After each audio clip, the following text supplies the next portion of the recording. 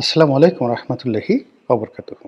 সম্মানিত দর্শক, 2025 সনের নভেম্বর মাসের 13 তারিখে যেদিন বাংলাদেশে লকডাউন ডাকা হয়েছিল আওয়ামী লীগের পক্ষ থেকে, সেদিন বঙ্গবন্ধুর বাসভবন 32 নম্বর, সেখানে এক ঐতিহাসিক ঘটনা ঘটল।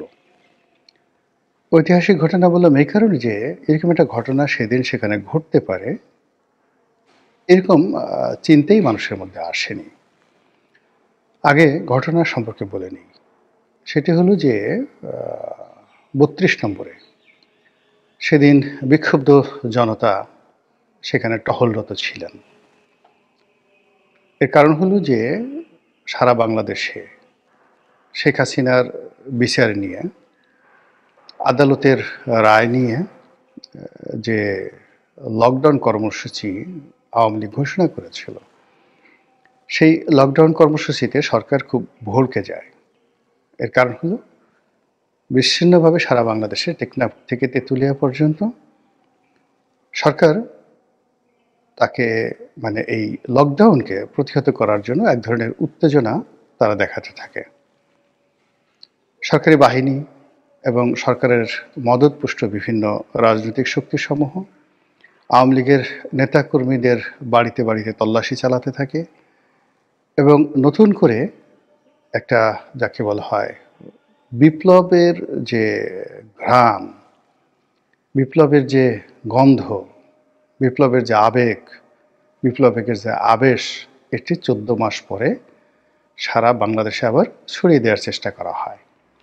সরকার এবং সরকার সমর্থক যে সকল গোষ্ঠী রয়েছেন, তারা প্রমাণ করার চেষ্টা করছেন যে তারা অতীতে যে কোনো সময় চেয়ে শক্তিশালী, আর আওয়ামী লীগ এই বাংলায় অতীতের মতোই নিন্দিত এবং ঘৃণিত।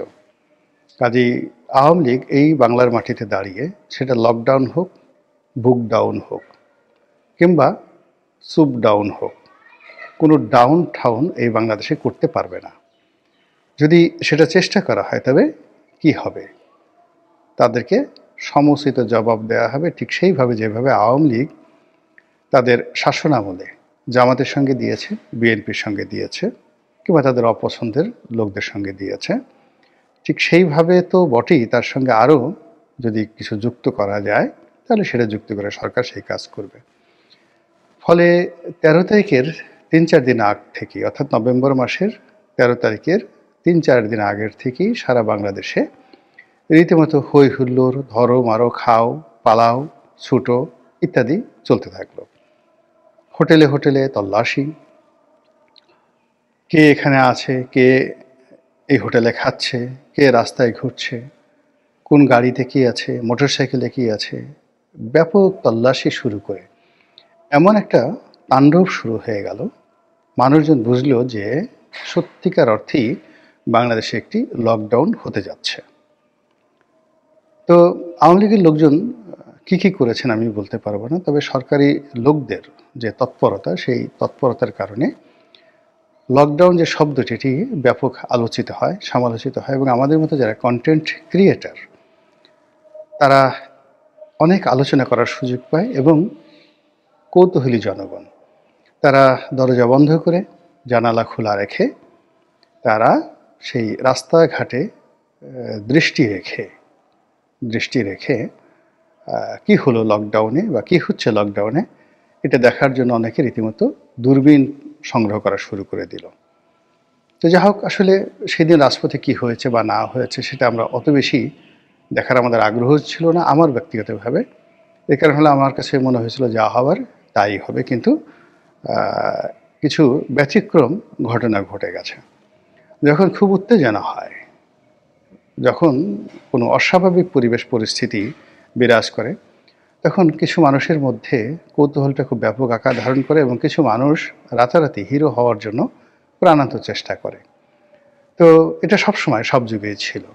আমরা জানি যে আওয়ামী লীগ জমানাতে বঙ্গবন্ধুর হত্যাকাণ্ডের যে দিবসটি, শহীদ দিবসটি 15ই আগস্ট, তো এই দিবসে বঙ্গবন্ধুকে স্মরণ করার জন্য শিয়া সম্প্রদায়ভুক্ত কিছু বঙ্গবন্ধু প্রেমিক তারা প্রেস ক্লাবের সামনে এসে হাই হোসেন সেই অনুকরণে হাই বঙ্গবন্ধু, ইয়া বঙ্গবন্ধু, তারপরে হাই মুজিব এ সমস্ত কথা বললে তারা সেই নিজেদের শরীরে তারা চাবুক মারত। তো এটা প্রথম বছর খুব জাঁকজমকপূর্ণভাবে হয়েছিল। সারা দেশের মানুষ এটা নিয়ে খুব ঠাট্টা মশকরা করার কারণে দ্বিতীয় বছরে সেটা আর ওইভাবে হয়নি।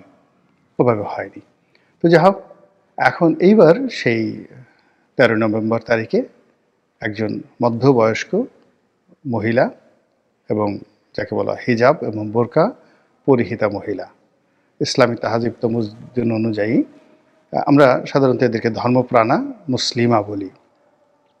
তো তিনি সেই ৩২ নম্বরে গেছেন এবং সেখানে এই যে একটা অস্বস্তিকর পরিবেশ, যেখানে বঙ্গবন্ধুর সৈনিকদেরকে ধরার জন্য নিষিদ্ধ ছাত্রলীগের সৈনিকদেরকে ধরার জন্য নিষিদ্ধ কর্মকাণ্ড স্থগিত করা, রাজনৈতিক কর্মকাণ্ড স্থগিত করা আওয়ামী লীগের নেতাকর্মীদেরকে ধরার জন্য যে সকল যাকে বলা হয় বিপ্লবী সেখানে দাঁড়িয়েছিলেন, তাদের মধ্যে গিয়ে এই ভদ্রমহিলা তিনি রীতিমতো সেই ইয়া মুজিব, ইয়া বঙ্গবন্ধু, হাই মুজিব, হাই বঙ্গবন্ধু ঠিক সেইভাবে আহাজারি করার চেষ্টা করলেন।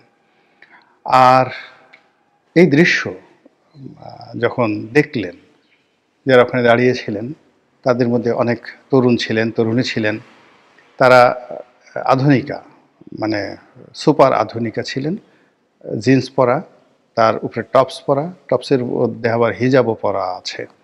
তাহলে আপনি বুঝতে পারেন যে এর আগে যে টিনের চালে কাওয়া ফজলু আমার ধ্যাস বলা যে মেয়েটি ছিল, ঠিক তাদের সঙ্গে মিল আছে কিনা আমি বলতে পারবো না। কিন্তু এখন এই অদ্ভুত এই বাংলাদেশে কথাবার্তা, পোশাক পরিচ্ছদে এমন অবস্থা হয়ে গেছে, কে যে মুসলিম, কে যে মুসলিমা, কে যে আধুনিকা আর কে যে পরহেজগার, কিংবা কে যে নামাজ কালাম পড়ে আর কে যে গাঁজা খায়, এই জিনিসগুলো এখন বোঝা যাচ্ছে না, কাউকে দেখে বোঝা যাচ্ছে না। কে শিবির করে, কে জামাত করে, কে এনসিপি করে, কে ছাত্র লীগ করে, ছাত্র দল করে, কে কোন মুখোশ পরে আছে, কিচ্ছু বোঝা যাচ্ছে না। অবস্থা ভেদে একটার পর একটা স্যাবোটাজের মতো ঘটনা ঘটে গেছে। তো এনিওয়ে, এই যে ভদ্রমহিলা, স্বাভাবিকভাবে এখানে তার আসার কথা নয়, তার পলিটিক্যাল ব্যাকগ্রাউন্ড কী বা তার কী অবস্থা সেটা আমরা কিছু জানি না, কিন্তু এই সময়টিতে এসে তিনি প্রচণ্ড সাহস দেখালেন এবং তাকে মারধর করার জন্য কয়েকজন তেড়ে গেলেন মহিলা এবং এক যুবতী বা তরুণী, আমরা টেলিভিশন দেখেছি, তাকে বেদম প্রহার করা হলো। অর্থাৎ সেই তরুণী এই ভদ্রমহিলাকে প্রচণ্ডভাবে মারধর করলেন, অপদস্থ করলেন এবং সামাজিক মাধ্যমে যেভাবে ছড়িয়ে পড়েছে তাতে চারিদিকে নিন্দার ঝড় উঠে গেছে। তারপর পুলিশ সেই মহিলাকে ধরার পর তাকে জেলে প্রেরণ করলেন এবং তার বিরুদ্ধে মামলা নিঃসন্দেহ হয়েছে কোনো একটা কিছু, আমি এত কিছু জানি না। তবে ঘটনাটা অনেকটা সেই যে সাংবাদিক মঞ্জুরুল আলম পান্না কিংবা লতিফ সিদ্দিকীদের যে গ্রেপ্তার বা আবু আলম শহীদ খানদের যে গ্রেপ্তার, ঠিক ওই রকম। আপনারা সবাই জানেন যে মঞ্চ ৭১ নামে একটি সংগঠন ঢাকা রিপোর্টার্স ইউনিটিতে একটি অনুষ্ঠান করতে গিয়েছিল এবং সেই অনুষ্ঠানে মুক্তিযুদ্ধ, সংবিধান নিয়ে আলোচনা চলছিল বা আলোচনার আয়োজন করা হচ্ছিল। তো সেখানে যারা আলোচক ছিলেন তাদের মধ্যে বাংলাদেশের বিখ্যাত ব্যক্তি, ঢাকা বিশ্ববিদ্যালয়ের প্রফেসর, আইনের প্রফেসর হাফিজুর রহমান কার্জন, আব্দুল লতিফ সিদ্দিকী, সাবেক সচিব আবু আলম শহীদ খান, তারপর আরও অনেকে সেখানে গিয়েছিলেন এবং অনুষ্ঠান উপস্থাপনার দায়িত্বে ছিলেন সাংবাদিক মঞ্জুর আলম পান্না। তো সেখানে মক্কারির উপস্থিত হলেন, ইচ্ছা মতো এদেরকে গালাগাল করলেন, অনেকের গায়ে হাত দিলেন, ধাক্কাধাক্কি করলেন, উল্লাস নৃত্য করলেন। পুলিশ এলো, পুলিশ আসার পরে এই মপকারীদের কবল থেকে তাদেরকে উদ্ধার করে ডিবি অফিসে নেওয়া হলো এবং পরবর্তীতে পুলিশ মামলা করে এদেরকে ফাঁসিয়ে দিয়ে সন্ত্রাস দমন আইনে তাদের সবাইকে জেলখানাতে পাঠালো। ২ জন বা ৩ জন বোধহয় মুক্তি পেয়েছেন, জামিন পেয়েছেন, আর বাকিরা এখনও কোর্ট কাছারিতে আছে। ঠিক এরকম কোনো মামলা মোকদ্দমা এই মহিলার বিরুদ্ধে হয়েছে কি না আমি জানি না, নিঃসন্দেহে কিন্তু যেটা পেপারে দেখলাম যে তিনি এখন কারাগারে আছেন। আর অন্যদিকে একজন যুবক, ১২ বা ১৩ বছরের যুবক, তাকেও সেখানে দেখা গেল এবং সেই যুবক রীতিমতো ভাইরাল হয়ে পড়েছেন। তিনি বঙ্গবন্ধুর প্রেমিক, বঙ্গবন্ধুকে ভালোবাসেন। আর সেই ভালোবাসার অর্ঘ্য জানানোর জন্যে তিনি সেই ৩২ নম্বরে গিয়েছিলেন। তার কাছে অর্থাৎ তার ব্যাগের মধ্যে বঙ্গবন্ধু সংক্রান্ত কয়েকটি বই ছিল এবং তার স্মৃতিকে জাগরুক করার জন্য আবেগের বশবর্তী হয়ে বঙ্গবন্ধু ভবন ৩২ নম্বর যে ভেঙে গেছে, সেই ভবনের একটি খণ্ডিত টুকরা ইট তার কাছে পাওয়া গিয়েছে। এই ছেলেটিকে গ্রেপ্তার করা হয়েছে। পরবর্তীতে আবার এই ছেলের মায়ের জিম্মায় তাকে ছেড়ে দেওয়া হয়েছে। এখন সেই ছেলেটিও সারা বাংলাদেশে মানে মোস্ট ব্র্যান্ডেড সেলিব্রিটি। বিশেষ করে আওয়ামী লীগের যারা লোকজন আছে তারা এই ছেলেটিকে মাথায় করে নাচছে। তাদের বক্তব্য হলো যে কারো যদি সুপুত্র হয়, সুসন্তান হয়, তাহলে এরকমই হওয়া উচিত। এত অল্প বয়সে সেই আওয়ামী লীগের নেতাকর্মীরা যেখানে গত ১৫ বছর ধরে তেল ঝুল খেয়ে তারা পিঠ বাঁচানোর জন্য পালিয়ে বেড়াচ্ছে, সেখানে নতুন প্রজন্মের এক কিশোর, এটা তরুণও বলা যাবে না, কিশোর ১২-১৩ বছরের কিশোর, সে বঙ্গবন্ধুর প্রেমে উদ্বুদ্ধ হয়ে রীতিমতো অগ্নিতে ঝাঁপ দেওয়ার সাহস নিয়ে তিনি ৩২ নম্বরে গিয়ে যে কাণ্ড করলেন, হায় হায়, এর বীরত্ব তো জুলিয়াস সিজার কিংবা নেপোলিয়ান বোনাপার্টের বীরত্বকে হারিয়ে যায়। বঙ্গবন্ধুর প্রেমিক যদি হতে হয় তা আসলে এই যুবক নয়, এই কিশোরের মতো এইভাবেই আসলে তাদের হওয়া উচিত। এইভাবে পুরো মানে যাকে বলা হয় মিডিয়া জগৎ, বিশেষ করে সোশ্যাল মিডিয়াতে এখন এই যুবককে কেন্দ্র করে যে ট্রেন্ডিং চলছে, তাতে করে আগামীতে এরকম শত শত যুবক, শত শত কিশোর, শত শত বালক যদি সেই ৩২ নম্বরের সামনে গিয়ে আত্মাহুতি দেয়, এতে আমি অবাক হব না। আপনারা জানেন যে ক্ষুদিরামের বয়সও কিন্তু এরকম ছিল এবং তিনি হঠাৎ করে যে কাজটি করে বসলেন সেই কিশোর বয়সের তার যে কৌতূহলের কারণে, সেই কৌতূহলে উদ্বুদ্ধ হয়ে আজও পর্যন্ত সমস্ত কিশোর কিশোরীর যে স্বপ্ন, সেই স্বপ্ন থাকে একজন ক্ষুদিরাম হওয়ার জন্যে। তো এই যে কিশোর বয়স মানুষ ঝুঁকি নেয়, প্রচণ্ড কৌতূহল থাকে, জীবন সম্পর্কে এত হিসাবপত্র তারা করে না। তো সেই ক্ষেত্রে এই যে তরুণ, সেই তরুণের মধ্যে যে উন্মাদনা আমাদের কিশোর সমাজ দেখলো, আর সেই তরুণকে এখন যেভাবে সেলিব্রিটি বানিয়ে ফেলা হয়েছে, তাতে করে এই সরকার যদি মাশাআল্লাহ আরও কিছুদিন ক্ষমতায় থাকে আর এই ছেলেকে নিয়ে, কিশোরকে নিয়ে যে প্রচার করা হচ্ছে, সেই প্রচার যদি চলতে থাকে, আগামী দিনে এই সরকারের ভাগ্যে যে কি দুর্ভোগ এবং দুর্দশা আছে তা তারা কল্পনাও করতে পারছে না। এখন প্রশ্ন হলো যে এই ঘটনাগুলো কেন ঘটেছে আর এই ঘটনাগুলো আগামীতে বন্ধ করা সম্ভব কিনা। আমি দুটো বিষয় নিয়ে কথা বলে আজকের এই ভিডিওটি শেষ করব। প্রথমত হলো যে শেখ হাসিনা তার শাসন আমলে গত ১৫টি বছরে যে কাজটি করেছে সেটি হলো বঙ্গবন্ধু, শেখ পরিবার এবং মুক্তিযুদ্ধ, এই তিনটি শব্দকে এদেশের একেবারে প্রাথমিক বিদ্যালয়, মাদ্রাসা, মানে যেখানে বই আছে, যেখানে পুস্তক আছে, যেখানে পরীক্ষা আছে, সেখানে এতটা সুনিপুণভাবে, সুকৌশলভাবে যাকে বলা হয় এখানে ঢুকিয়ে দেওয়া হয়েছে, যার ফলে আমাদের দেশে সে ২০০৯ সনে যারা স্কুলে ভর্তি হয়েছে আর ২০২৪ সনে যারা বিশ্ববিদ্যালয় থেকে বের হয়েছে, একেবারে খুব বেশি শিবির বা অন্য কোনো সংগঠনের মগজ ধুলায় না হলে প্রায় সবাই, এমনকি জামাত শিবিরের ছেলেমেয়ে, বিএনপির ছেলেমেয়ে আর আওয়ামী লীগের ছেলেমেয়ে তো আছেই, তারা সবাই শেখ হাসিনা, বঙ্গবন্ধু, আওয়ামী লীগ, মুক্তিযুদ্ধ সম্পর্কে একটা আবেগ ধারণ করে এবং সেই আবেগটা এত বেশি, এত প্রবল, যেটা সত্যিকার অর্থে এই যে ১৩ বছর বয়সী যে ছেলেটির প্রসঙ্গ নিয়ে আলোচনা করলাম, এই ছেলেটি যে আচরণ করেছে সেই আচরণ তার একটি বিচ্ছিন্ন উদাহরণ মাত্র। বাস্তবে ছেলে মেয়েদের মধ্যে, অর্থাৎ এই ১২-১৩ বছর বয়সী ছেলে মেয়েদের মধ্যে যে বিষয়গুলো বললাম, অর্থাৎ শেখ হাসিনার সম্পর্কে, বঙ্গবন্ধুর সম্পর্কে, মুক্তিযুদ্ধ সম্পর্কে কি আবেগ কাজ করে তার একটা উদাহরণ দেই। আমি যাকে বলা হয় ২০১৮ সালে বিএনপিতে যোগদান করলাম। তো বিএনপিতে যোগদান করে ইলেকশন করতে গেলাম এবং তখন আমি আমার মামার শ্বশুরের বাড়িতে দিন ১৫ ছিলাম। তো আমার মামা শ্বশুর একেবারে প্রচণ্ড আওয়ামী লীগ বিরোধী। তিনি 4 বার বিএনপির মনোনয়নে নির্বাচন করেছেন পটুয়াখালী, গলাচিপা এবং দশপিন অঞ্চল থেকে। ওই জেলার সবচেয়ে ধনী ব্যক্তি এবং যাকে বলা হয় পাওয়ারফুল, ধনী ব্যক্তি এবং একই সঙ্গে পাওয়ারফুল এবং খুব কট্টরপন্থী বিএনপি ছিলেন, এবং বিএনপি করতে করতে তিনি মারা গেছেন।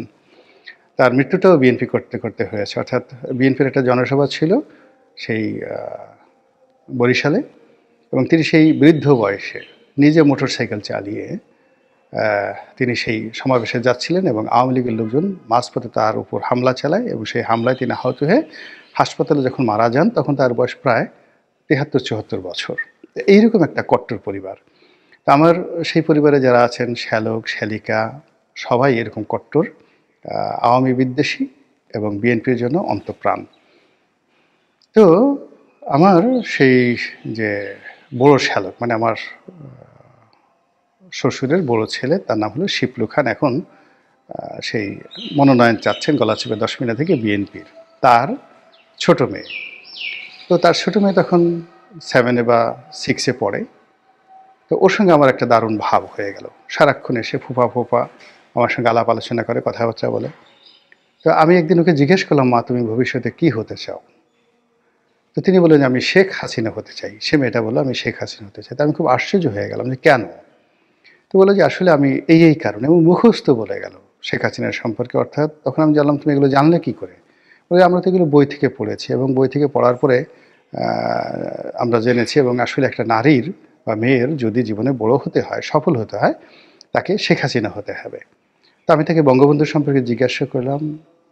তার সেই ক্লাস 7 পড়ে একটা মেয়ে, তার যে অভিব্যক্তি বঙ্গবন্ধুর সম্পর্কে, আমি মানে এতটা আশ্চর্য হয়ে গেলাম যে আওয়ামী লীগের যারা লোকজন তারা কি করছে, তারা এই বিএনপির ঘরের মধ্যে কিভাবে শেখ হাসিনা এবং বঙ্গবন্ধুকে ঢুকিয়ে দিয়েছে। এটা 2018 সনে আমি যেভাবে দেখেছিলাম, ওটি এখন যারা রাষ্ট্র পরিচালনা করছে তারা বেশিরভাগ লোক এই জিনিসটা আন্দাজই করতে পারেনি, এই ঘটনাটা কিভাবে ঘটে গেছে এবং কতটা সর্বনাশ হয়েছে আওয়ামী বিরোধীদের। তো এইভাবে যে এই যে যত বেশি তাপ হবে, চাপ হবে, প্রয়োগ হবে, আওয়ামী বিরোধী যে ন্যারেটিভগুলো তৈরি হবে, ততই বেশি এই যে কোমলমতি যারা স্কুল কলেজে পড়ুয়া ছেলে মেয়ে আছেন, তারা তাদের সঙ্গে আবার যে জেনারেশনটি তৈরি হয়েছে 2009 থেকে একেবারে 2025 সন অবধি, তারা যে যেখানেই থাকুন না কেন, যে অবস্থায় থাকুন না কেন, তারা যদি দৌড়ে টুঙ্গিপাড়া চলে যায়, তারা যদি দৌড়ে সেই 32 নম্বরে চলে যায় এবং সেখানে গিয়া হাই মুজিব বলে চিৎকার করে, এবং বঙ্গবন্ধুর সেই বাড়ির ইট পাথর নিয়ে তারা আহাজারি করে, তাহলে আর সবাই আশ্চর্য হলো, আমি কিন্তু আশ্চর্য হব না। কাজে যে বীজ আওয়ামী লীগ বপন করেছে, সেই বীজকে যদি আপনি যাকে বলে অকার্যকর করতে চান, এবং তার থেকে উৎপাদিত যে বৃক্ষ, যে ফল, যে মূল, যে লতাগুল্ম, এগুলোর কার্যকারিতা আপনি বিনাশ করতে চান, তাহলে এই দমন পীড়ন দিয়ে এগুলো হবে না। এখানে বহু বছর তারা যে পরিশ্রমটি করেছেন 15 বছর ধরে, আপনাকেও অ্যাটলিস্ট 15 বছর এইভাবে পরিশ্রম করে নতুন একটি ন্যারেটিভ তৈরি করতে হবে, যে ন্যারেটিভ মুক্তিযুদ্ধের চেয়ে সুন্দর, শেখ হাসিনার চেয়ে সাবলীল, আর বঙ্গবন্ধুর চেয়েও শক্তিশালী। মহান আল্লাহ আমাদের সবাইকে হেদায়েত দান করুন এবং হেফাজত করুন। আসসালামু আলাইকুম ওয়া রাহমাতুল্লাহি ওয়া বারাকাতুহু।